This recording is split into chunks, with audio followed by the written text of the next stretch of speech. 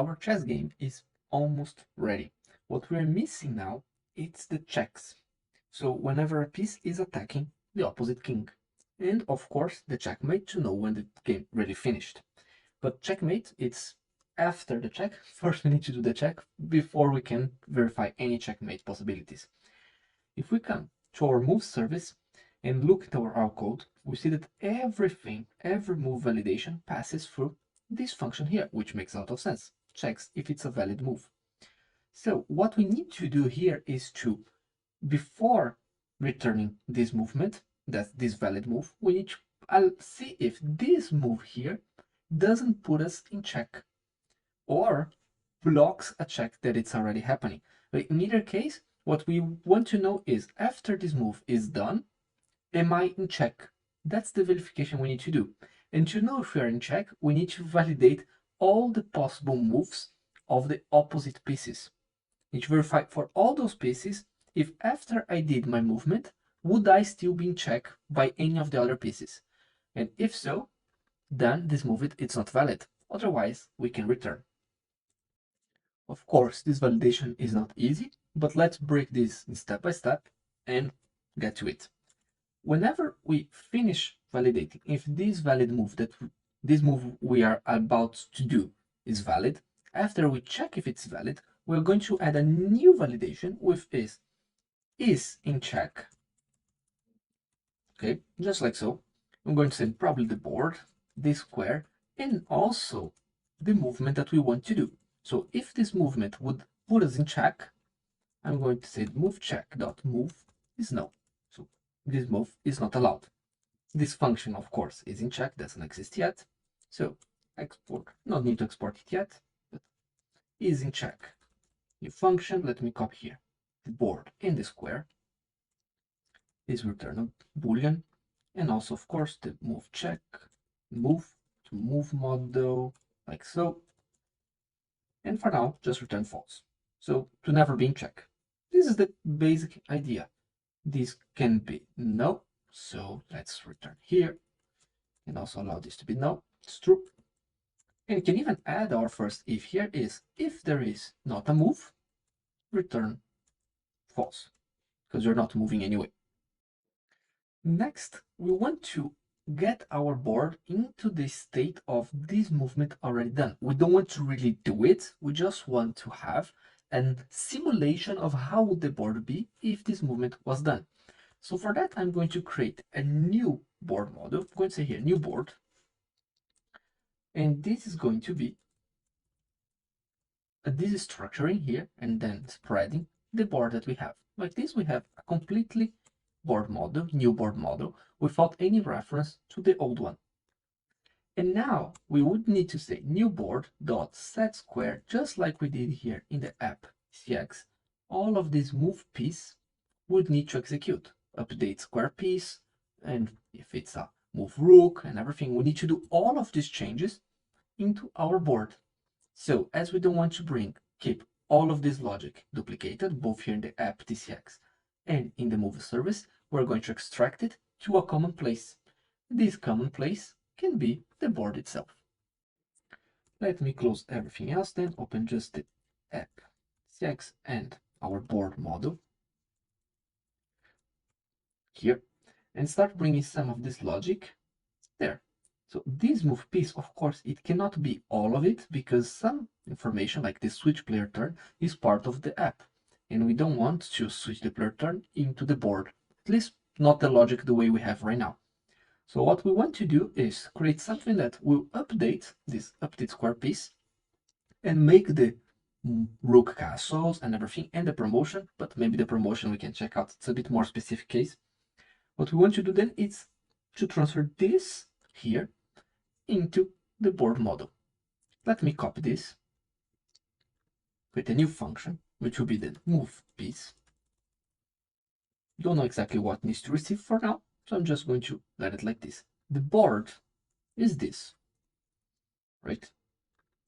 Here and so on. So move piece, we're going to need to identify what is the final square and what is the current square. So let's receive here. Current square E2B. Square model and final square to be a square model as well. We also have a move, which of type move model, if I'm not mistaken. Okay, this is fine. Let me comment these two out for now. Let's not deal with this special movement yet. And the piece actually don't need to be sent because the piece is already in the current square. So we can simply fetch it like so. And this then, it would be the move piece method inside the board model. And now I'm going to remove this from here and just say board dot update, no, move piece, sending the current square, the final square, and the move itself. This, I'll let it here for now because we still didn't uncomment here. So just to keep it track, we're going to let it there. Just a small TypeScript error here. The move can be move model or undefined. So let's add this here in the board model as well as to fix this issue. That's fine. Great. We now need to do the same idea that we have here into our move service. So not the board, but the new board, move piece. Current square is the square we already have. And the final square we don't, but we don't have it, but we know how to get them. We're just going to say new board, get square on coordinate, and now we can send the coordinate, which is the move. You can even send just like this, like the move itself, or row, move.row, and column, move.column. This is a coordinate that we can send here to our new board. Let's see what's going on. Square model or undefined is not, because this can also be undefined. Okay. Final square. Should we allow this to be undefined or not? Because sure, why not? Let's allow this to be undefined. And then we're going to check before we add this. If final square. Let's even check both. If current square and final square, then we add this like so. Actually, all of these also will need to be inside. So I'm going to add it. And now in our move service, we have here this piece. This board is a replica of our current board, but with technically this move done. Now that we have this board, we need to validate all the opposite pieces, possible movements, and see if we are in check in any of these movements. If so, we're going to return false. If not, we're going to return true. No, actually the opposite. If so, we're going to return true. Otherwise, we're going to return false. So let's get it. I'm going to create here const all opponent valid moves be an array. This will be an array of move model, right? All the possible moves that an opponent can do. Let's create this as a function. Get all opponent valid moves, sending a board, because we need to know the board, and we also need to say who is the opponent, if it's the white or the black pieces. Thankfully, we have here our square, which contains a piece, because we're trying to get the movement of this piece, so for sure there is here, color. But as we're saying here, this color, we need the other color. So we're going to check if this color, I think we even have a function, right? Is white piece. So if it's white piece, we're going to say player color dot black, otherwise player color dot white. So we're just going to invert, create this function here, const receiving board model and color, let's say here player color. Or even better, just to keep this name really good, I think it would be better to change. What I'm going to do here is return array and get all player, all players valid moves, get all valid moves for player.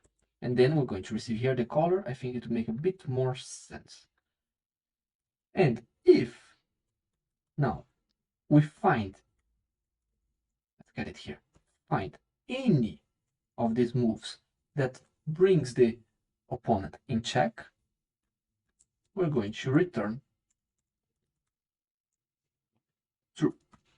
Otherwise, return false by the end. Now, how do we find the movements that put the opponent in check? As of now, we don't have it, but we can add it. If we go to the move model, instead of having the type and extending the coordinate, it's going to put it here, is in check. In check. I'm going to say here Boolean, and also can be undefined. Actually, even better, we'll say gives check. If this movement gives check to the opposite player.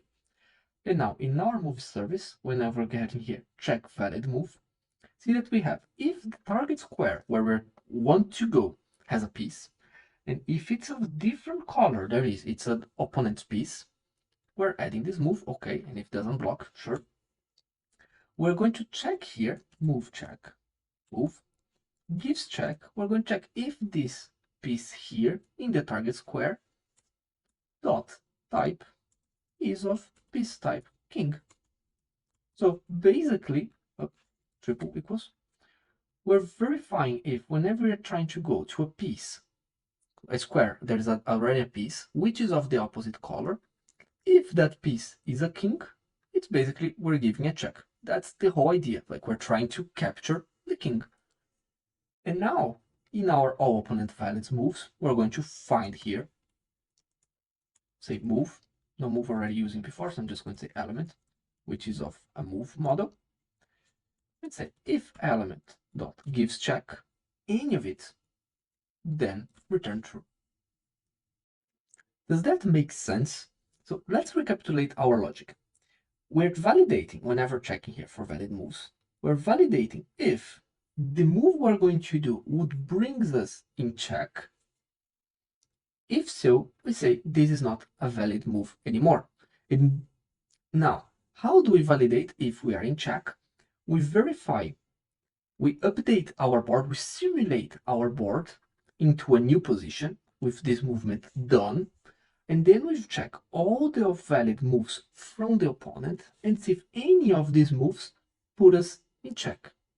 So if I try to move and after I do this movement I'm still in check, then of course this movement is not valid. Or if now I'm checking before I was not, that happens the same way.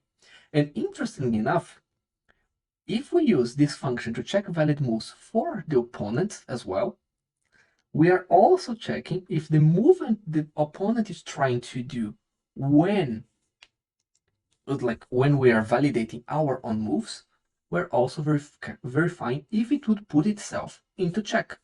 This can be happen like with some discovery attacks and so on. So this is very important. However, if we use this check valid move inside this is in check or any other function here, we're going to get an infinite loop. This check valid move is calling is in check. So if anything that is called inside this is in check calls at some point this checked valid move, you can already see our infinite loop going on.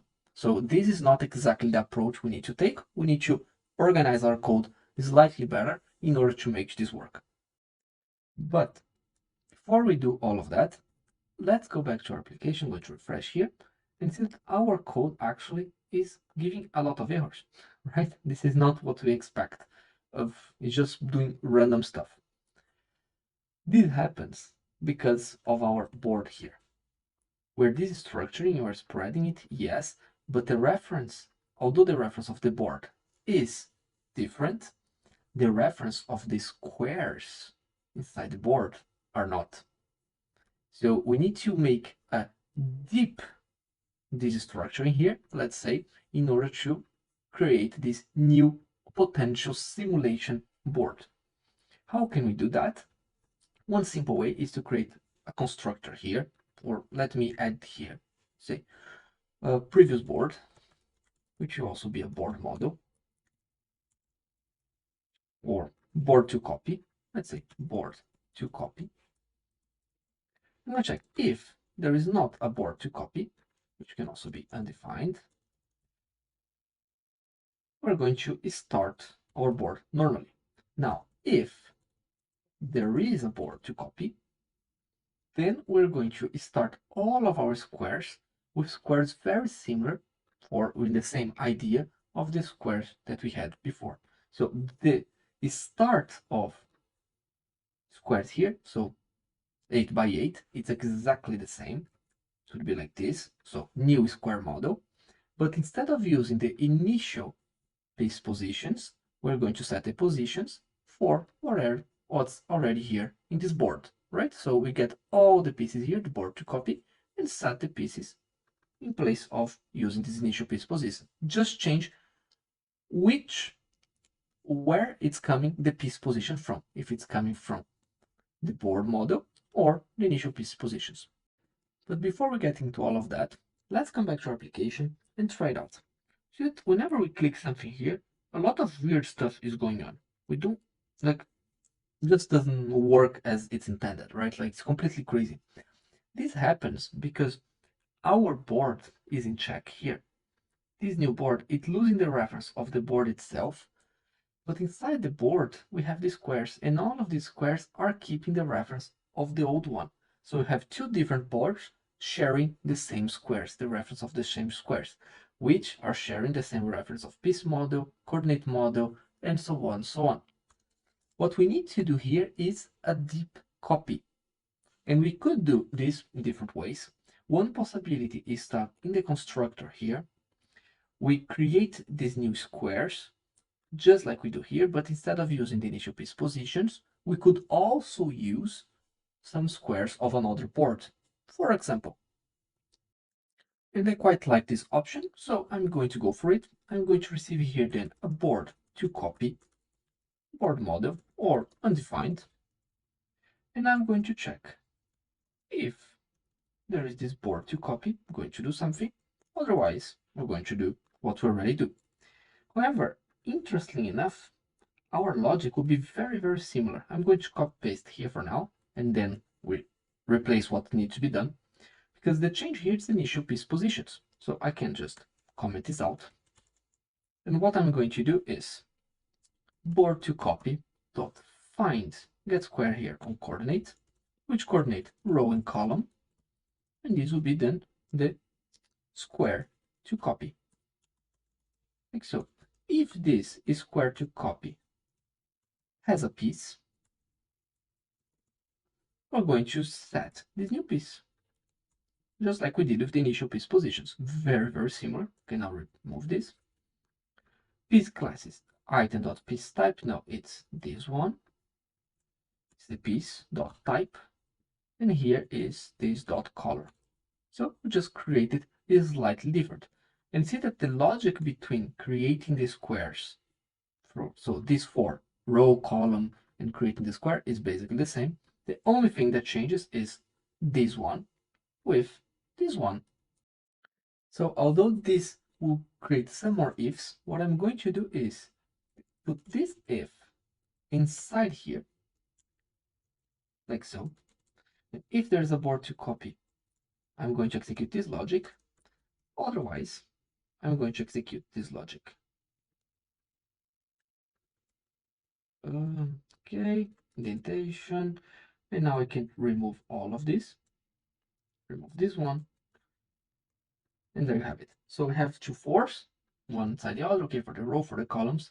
Create a new square. Verify, should I be copying from the board? If so, let's copy it. Otherwise, let's check if there's any normal piece that should already go in there. Simple as this. If by any means you'd like maybe to not have this if at all, you could always send a board already with these initial piece positions, but you would need to create a board like already an object with that. I don't think it's necessary. I like the way this looks now. I'm back to application, going to refresh, and our problem still persists though. And this actually makes a lot of sense because in here in our move service, we never created the board with the new way. So let's say here new board model, and now sending the board there.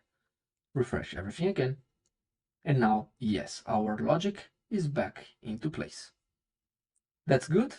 It's our first step, let's say our start into this check movement, which again, it's the most complex part of the chess game, for sure, no doubts about it. But we already have a very good start here with some validations in place. What we need to continue working on is this get all valid moves for player. So here now we need to go to the board, check, find all the pieces of this color, all the square that has pieces of this color, and then validate, get all the movements that these pieces could do. Let's start again, step-by-step approach. So what we're going to do here, board.find.filter, board.squares.filter. Here, all player pieces, square pieces, like this. Now filter, have here a square. Just go with element, which is just type of square model, just being really clear what I'm working with, and saying if this element dot piece and element dot piece dot color equals color. These are all the squares which contain pieces of this color. Could even just really quick, I'm going to log this out. I'm going to refresh. You're going to see here that there are 16 squares, all of them here, row 6, column 0, row 6, column 1, you see the pawns black, all the black pieces are here. So that's good, it's what we're looking for. Continuing our logic, we would have here these possible moves. So all moves should be an array of move model, empty array. Oops, going to return these all moves. And now we can even put it as first. All player square pieces. Let's go for each here. Having then, this will be element square. And we're going to add into this all moves dot push an array, or just directly like this. Would technically this one get valid moves, sending then the board, this square, which is our element, can call it square, right? Why not? Let's call this square. Square, square, square, square. And here we also need to send the last move, which we still don't have, but sure. We come back here and get valid moves, extract 3 arguments. What am I missing? Because technically we don't need, we can send, let me send no. Yeah, it's just missing to send no. Technically, this is what we need to do. Add all the valid moves inside these all moves and then return. But as I mentioned before, if we do this, we're going to get in an infinite loop because of this is in check being calling. This check valid move calling is in check, which calls this get all valid moves for player, and we get here in infinite loop, of course, to make our application not to work. And we stop here this video. In the next video, we're going to deal with these issues because it's going to take a bit more refactor, otherwise this video would become too big. I'll see you there.